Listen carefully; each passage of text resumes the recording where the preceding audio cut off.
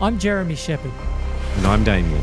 We use data to expose deceitful property experts and their marketing BS. This is the Expert Busting Series.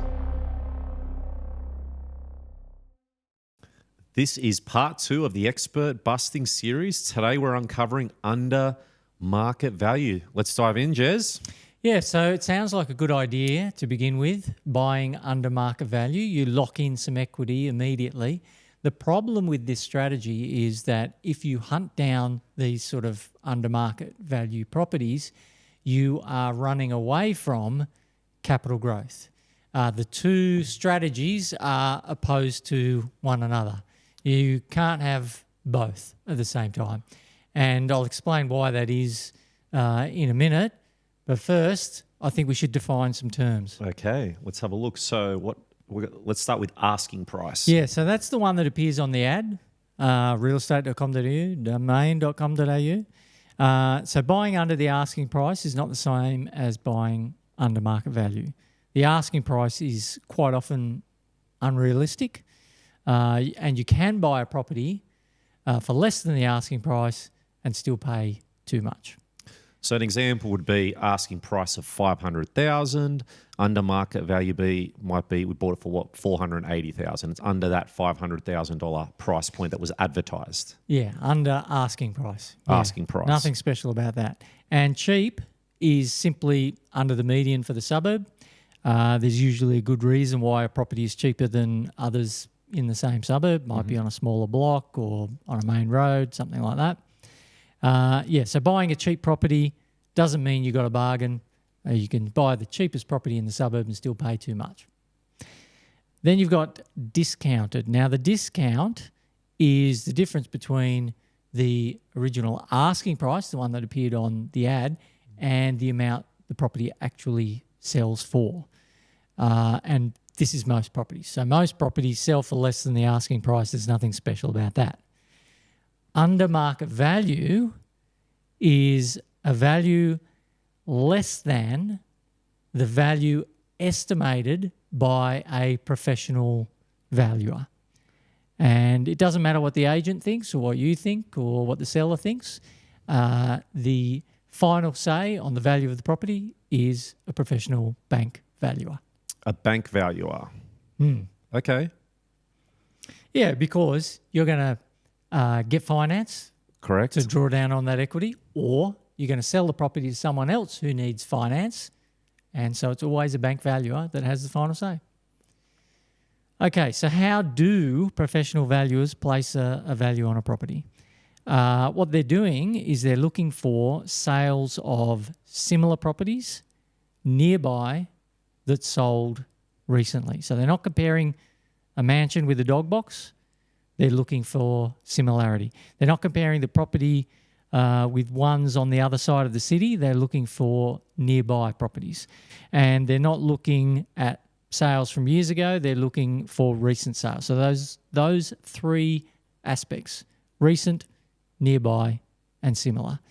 Now, real estate agents use the same technique. Anyone can, but everyone has a different opinion because we all have different bias. Well, it's not going to be exact, is it? Like one property to another property. They're going to be different layouts. Like you said, the block sizes, their positioning, could be in flood zones, easements, whatever it might be. There's always something that's going to, give you that sort of difference. But I guess there's two ways. You can have a professional valuer, a bank valuer, or a desktop valuation. And I've seen some desktop valuations that are very, very different. So you buy a property and the desktop val might be a lot more.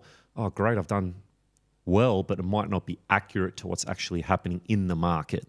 Yeah, that's right. That's a good point. And that's on the next slide. Everyone's got an opinion. Everyone has a bias. So sellers want to be paid more.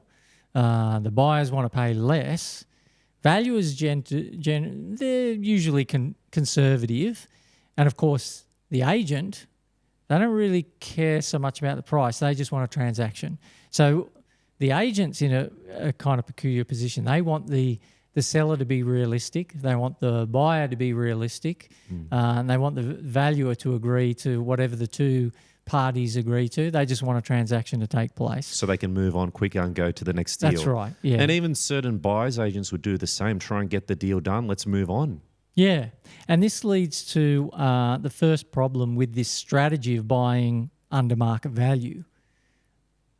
Are you really sure you know the true value of the property? The way I look at it is I will look at it from as a range. Okay, so there's a range that I'm willing to pay for a specific property, but from a long term, I don't like using the word long term, but like the suburb's the main thing I want to get into. You do that suburb analysis first, and the property is when you start getting really granular. But I guess the price points can vary. I just know that I want to acquire that property in that suburb as quick as possible because it's a moving market. Yeah, it's better to be in, even if you pay a little too much, at least you're in that market. Yeah, so I would challenge people that are trying to buy under market value. Why are you so confident that this property is the price you want to pay for it is actually under market value? So imagine that there's this property is quite unique, or there's very few sales transactions that are nearby, that are recent, that are similar. You can take advantage of that lack of information and perhaps make a lowball offer, or you could be taken advantage of for exactly the same reason.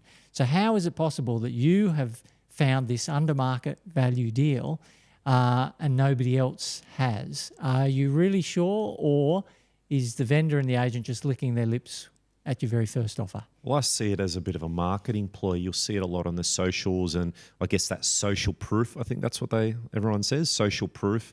But they cherry pick what they want you to see and going, hey, I bought this under market value, but you want to see all the deals. You want to see the actual data, because any business owner or marketer can show you whatever you want to see. Yeah, it is very commonly used. Under market value, it is. Yeah, under market value. You see it all the time, don't you? Now, the second problem is that the new value of the property is what you just paid for it. So remember, we were talking about how a professional valuer values a property. To know the value of the property, you need to find a recent sale of a similar property close by. So what could be more similar than the exact property you just bought? It's at the same address. It was recent. You just bought it. It's the same address, so it's nearby. So once you have bought the property, the precise value is known at that point in time. So leading up to the sale, nobody actually really knows the true value of the property until it is sold. And then we know exactly, and it is the price that you paid for it. So you can believe that you've bought it for under market value, but that is now the new market value. So there is no such thing as a discount, buy under market value, flip it, sell it. So, you can buy a property, you can renovate it and then sell it in a short period of time. That's called a reno flip. Why is there not a buy under market value flip? Because the new value of the property is what you just paid for it. I would consider like the under market value. Are you going into a market that's potentially not heated or not moving? Because typically when you see that asking price in a heated market, it's going to go above a lot of the time, depending on where it is. But interesting. Well, yeah, that brings us on to one of the next points. But so there are some professionals who've actually. I'll just if I can just back up. Yeah, problem number 2. So yeah, everyone knows the precise value of the property. It's what you paid for it. Yeah, and similarly, you can't buy the property under market value and sell it the next month. You can't refinance it because the new value is known right now once you've paid for it. Well, not everyone's going to know the precise value of that property right away. It generally takes a bit of time. So on the sold section, it'll have if there's that. Obviously, when it goes unconditional and conditional, eventually, when the handover does happen, that's when sort of the sale date will come through. So there might be a bit of that sort of that lead, isn't it correct? So if I buy property on the 1st of June, I'm not going to know that price for a while until it actually goes through, CoreLogic or Price Finder or Real Estate. Yeah, but if it was so easy to buy under market value and by a significant degree, then you would know about this strategy where you secure the property for its under market value and then sell it again before people can find out what the true value is, and you stagger profit. But of course, there's agents selling commission, there's stamp duty and so on. So the margins that we're talking about here are really quite slim. So it's not a huge gain. You think of buying 5% under market value, that's quite significant. But in the next 12 months, something far more significant might be 15% capital growth, or over the next 3 years. So you're tinkering around with something that is tiny and opposing the opportunity of getting good capital growth, because in the hot markets, you put in a low ball offer and you'll just be laughed at. Anyway, this next slide. So there are some professionals who offer a service to find these under market value properties. And in fact, I received some years ago marketing from them, an email newsletter, and it contained about a dozen, maybe it was 10 of these past successes. Now, they claimed discounts were around $60,000 on average, and I thought, okay, I'm going to analyse these and see whether these were really discounted properties. But after I analysed the specific properties that they gave as examples, I realised they weren't successes at all. In fact, for one of them, looking at the current values as they were, it looked like the buyer probably paid about $50,000 too much. And these were classed as heavily discounted properties. And on average, the biggest discounts were in the worst markets. So the negative growth counted any benefit that they got from buying supposedly under market value. And that's not all. In these markets that experienced the good growth, the discount was not a discount. So in some cases, the property was the same value 9 months later.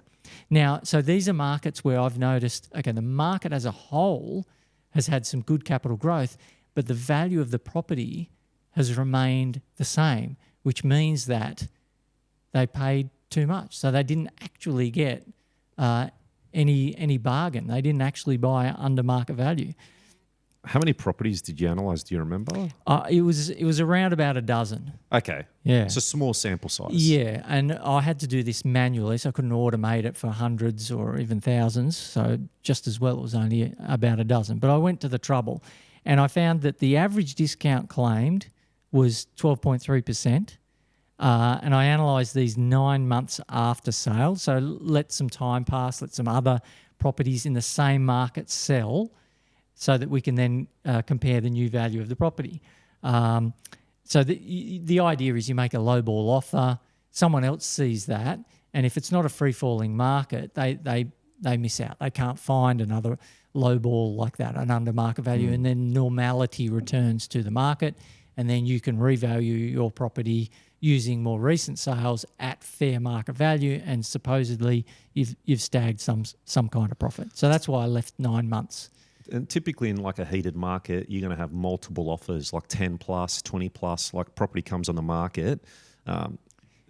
Yeah. Well, this is the whole problem. Like in a hot market, it's not under market value, is it? How on earth can you buy under market value? You've got so much competition from other buyers. You are going to have to offer above market value just to get your foot in the door. So it's the markets that you don't want to be in that you can get these under market deals. And so I calculated the true discount to only be about 2.7%, and the average suburb growth was actually backwards by 1%.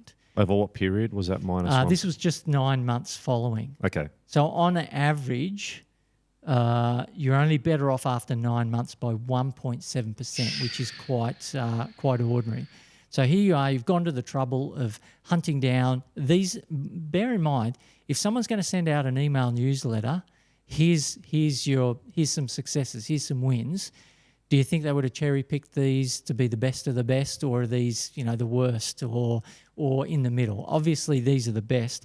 And after analysing them, the best were just inferior to just a bog standard buy and hold. Did you get the actual property addresses? Did they show the actual property addresses or not for privacy? They didn't show the specific addresses, but they gave details of the property and the market that it was in. So the suburb, the specific suburb. Right, the specific suburb. And was it one suburb or multiple suburbs? Multiple suburbs from around the country. Can we name the buyer's agent or not? It wasn't a buyer's agency, and I don't want to name them. Okay. But yeah. That's fair.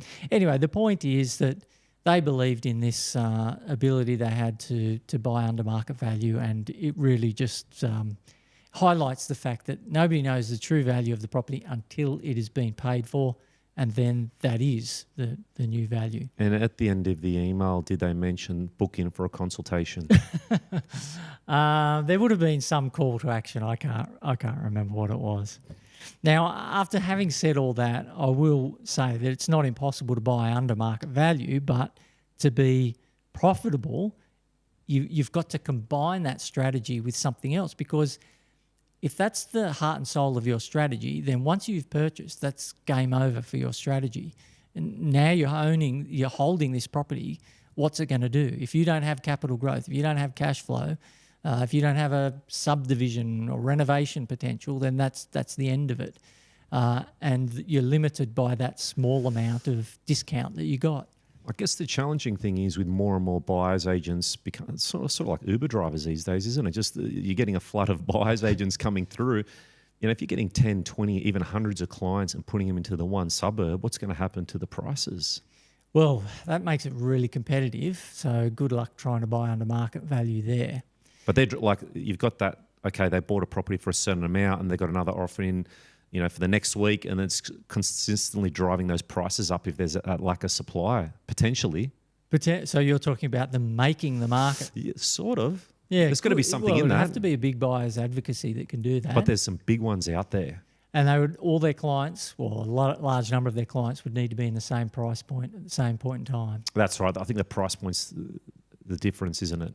Yeah, and then you'll have people saying, I've already bought in this state, I'm paying too much land tax, what else can you do? That sort of thing. Yeah. Diversity.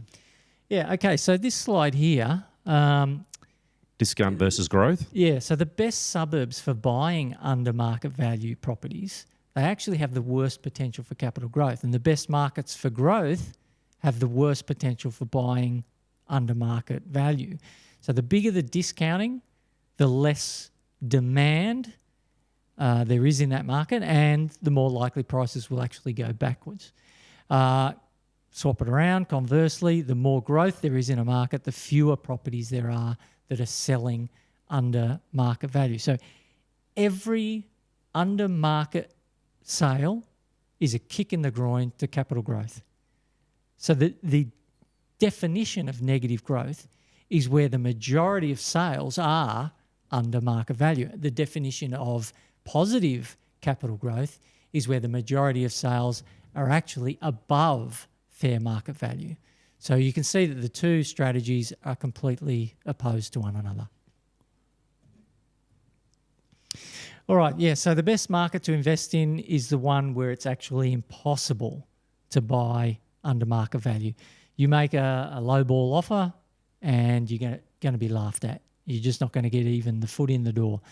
So they're getting offers. These agents are getting offers all the time in a hot market. It's what the definition of capital growth is.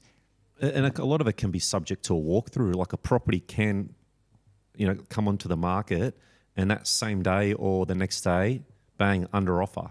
Because they've got 10, 15 offers already through the door. So if you try and lowball it, bad luck. Yeah, well, there's agents that have got maybe a small queue of buyers. They're saying, look, if something comes up, can you let us know? And they might even be going and visiting the property before it's listed for sale. That's what they'll do. So they'll obviously have the relationship with the agents, and then they'll obviously receive an email, I guess, with the properties that are coming up that are going to be on the market. so they get first crack at it. Yeah, yeah. And can you imagine with that level of competition trying to also buy under market value? It's Just pushes the prices up. All right, so I did some analysis. This has all just been fluffy talk until we get to the data. So I did some analysis of discounts. Now, this is from 2010 to 2024. What I did was I calculated the difference between the original asking price and the eventual sale price for hundreds of thousands of transactions of sales. Now, note this is the discount, not buying under market value. So this is the difference between the asking price and the sale price, but they could all have sold for fair market value or even over market value. We don't actually know how many of these were under market value. It's possible that they could, to buy for less than the asking price but still pay more than what the property is truly worth. So some of these calcs will be inaccurate is what I'm just warning. Anyway, I looked at these high discount cases. So a high discount case I classified as suburbs with at least a discount of 10%. So that means the average discount is quite significant. You might have properties where the asking price is $500,000, but they sell for $450,000. So there's a 10% discount. But the average in this case for all of those was 12.2%. So the sale price was 12.2% lower than the asking price. So that's the set of high discount cases. So between 2010 and 2024, was it every property around Australia that you looked at that was above 10%? Like how much, I guess... I took it at the suburb level, not an individual property level. So a whole bunch of properties would sell in a particular month, and what was the average discount at that point in time. So these aren't hand-picked? Not individual properties, no. Okay. Yeah, because what I need to do then is look at the capital growth that those suburbs had. The properties, they don't transact frequently enough to say, oh, here's the capital growth that that property had. You want to see what was the capital growth of that market in the years immediately following this high discount situation. So the first bit, the high discount cases there, the ones that had the higher discounts, like let's say 12%, only had growth of 13% over 3 years, well below the national average through that period. So around about 4% per annum. Yeah. And the ones with a low discount, average discount of 0.7, so pretty much if the property's marketed on the market for, let's say, 500,000 and it sells for roughly the same amount, the growth has been 25% over that 3-year period. So pretty big difference. Yeah. A noticeable difference. But if you add the discount of, say, 12% plus the capital growth of 13%, this is for the high discount rates, you're getting around about 25%. And similarly, if you add 0.7 with 25, you get around about 25%. So you might be thinking there's not much difference. What you gained on the discount, you lost in the growth, and what you gained in the growth, you lost in the discount. But this is discount. It's not under market value. The under market value would be a lot lower than a discount of 12%. So the discount savings in these calculations are greatly exaggerated. So bargain buyers would have actually been much worse off compared to simply pursuing capital growth. Because it's just natural, isn't it? A property's on the market for 500 and then I get it for 450 and I tell all my friends I'm a legend, got the property under market value, but it was priced too highly in the first place. Yeah, could have easily been. Yeah. Well, it would have been, you'd think. Yeah. 90% plus probability That's it was. That's right. Vast majority of cases. All right, so I just want to cover one other topic, and that is of distressed sales. So a distressed sale is one where the seller's primary objective is not top price. It's something else. Maybe they want to sell very quickly. So a couple of examples, a mortgagee repossession. That's when the bank forces the owner to sell their property because the owner has missed payments. They've run into a bit of financial trouble. A divorce settlement might result in a lower price. That's if both parties simply want to get out and get rid of each other. There might be some spite involved there. A deceased estate, that's when the sale of the property occurs after the owner has died, so it's the next of kin, and they might not care much about the price. Maybe there's some dispute amongst siblings or whatever. And sometimes you've got the case where the seller has committed to a purchase elsewhere. So they're moving from their current home that is on the market, and they've already committed to the purchase. They've put a deposit down. It's gone unconditional. They can't back out now. They need the sale proceeds of their current property to go into the sale of their next property, and so they're under time constraints. So those are the cases of a distressed sale. Now, just want to point out that just because it's a distressed sale does not mean the property is going to sell under market value. Just because there's a divorce doesn't mean that both parties don't want maximum price. It's just there is potential for an under market sale. Now, you might be thinking that you'll find one of these opportunities, but there's a few things that you should be aware of first. So number one, as I've got there, they're not common. But investors looking for them are common. So there's going to be quite a significant degree of competition. And as I mentioned, just because it's a distressed sale doesn't mean that it's going to go cheaper. Probably the most important point here is there's no such thing as a distressed sale in a hot market, because let's say you need to sell quickly. In a hot market, you just put the property on the market and it's gone because you've got a lineup of buyers that are waiting to swallow up that property. It's interesting with like an agent might just want to get rid of the property right away and pretty much tell the seller, look, this is the best one, just run and take it. Best offer. Offer, like right away, go, okay, thank you very much, get the deal done, because it just burns them more time to get that extra 10 or 20 or 30,000 more. So that first one they might take right away, potentially. So I guess in a hot market, you've got to move very quickly with your offers. If you're a buyer. If you're a buyer. So agents make their money from turnover. They want as quick as turnover as possible. And I think with a seller, just sit back and let the offers come in. Yeah, you want to at least allow time for people to have a good look at the property, have a think about it, at least come and visit for one what's an open extra, inspection. like what's 1 or 2 weeks, like there are times where property moves within one day. Yeah, maybe in a soft market where you get an offer straight away and it's a very cold market, you got to take that. But in a hot market, of course, let them line up. Yeah. And lastly, I just want to, this ethics challenged. So it's a lot easier to kick someone in the teeth when they're already on their knees. Actually, Jez, before we move on, like what if there's 0 offers? In a cold market? This property is going to sit on the market, correct? That's all that'll happen. This is no offers. Would you reduce your price? So let's say, how would it register as being maybe under market value or discount? Is it the initial price, or is it if there's a price adjustment? So let's say the agent puts it on for 500, no one's biting, and they bring it down to 450. What would be the calculated discount then? Yeah, would it be based on based on the original. The 500. So if they've priced it way too high, because that's what the agents are going to do, aren't they? Oh, you can get this much for your property.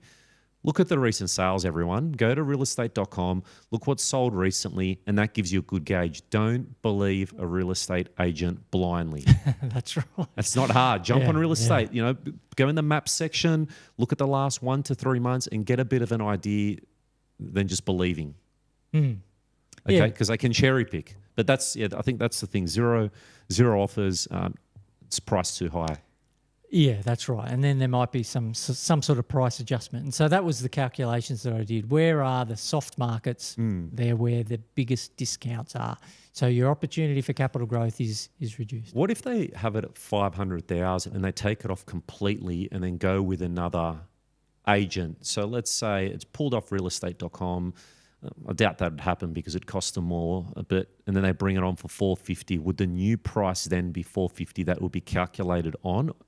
That's right. It's counted as a new listing. New listing. And then what you've got is more listings than sales, because it's now been listed twice, but it's only been sold once. So it would come up in a different measure of demand relative to supply. It wouldn't be in the discount specifically. But from the data perspective, I guess from you see it come through as like what a line item in the data, and then that would be removed. And then if it comes back on at a lower price, it'll have that. You'll know it's 450 and it sells for 400. It'll be based on that 450 price, not the 500 as an example. Yeah, that's right. Okay. Yeah. All right. Perfect. Yeah. So I was talking about these challenges to one's ethics, kicking someone in the teeth when they're on their knees. So, property investors, we're hated by tenants, we're portrayed poorly in the media, the government's having a crack at us too. I'd just like to make perhaps a worthless plea that people don't choose these sort of distressed sales. It's a little bit vulture-like, pursuing people in these difficult situations. And the degree by which you get a discount is the degree by which someone else is hurt. If you can buy this property genuinely under market value because they're in a difficult situation, you've taken advantage of them, the amount by which you've taken advantage of them is, I would just prefer it if property investors didn't do this, but I understand that it's the wealth creation industry. People are after money and probably a vain attempt there. But anyway, that's up to each individual to make that decision. But these are some of the problems that you're going to run into if you are in the pursuit of distressed sales. And I think from my perspective, just be careful with what you see on the socials saying, great, we bought this fantastic property for this client under market value. How do you know it's a fantastic property? Because of what a specific yield or growth forecast, and you don't know what someone's telling you or these companies are telling you is actually true, do you? Yeah, that's right. It's a great property, but give it 3 to 4, 5 years. Judge me on that. Don't judge me on, hey, I bought a property, great. I could throw a dart and buy a property. At the point in time you buy a property, it's just a property. It's not until you've seen it for 2, 3, 4, 5 years, then you know if it was a great property. Great episode, Jeremy. Or expert busting series, I should say. But thanks for tuning in, everyone. And in our next episode, we'll be exploring. What will we be exploring, Jeremy? New versus old. New versus old. See you then and take care.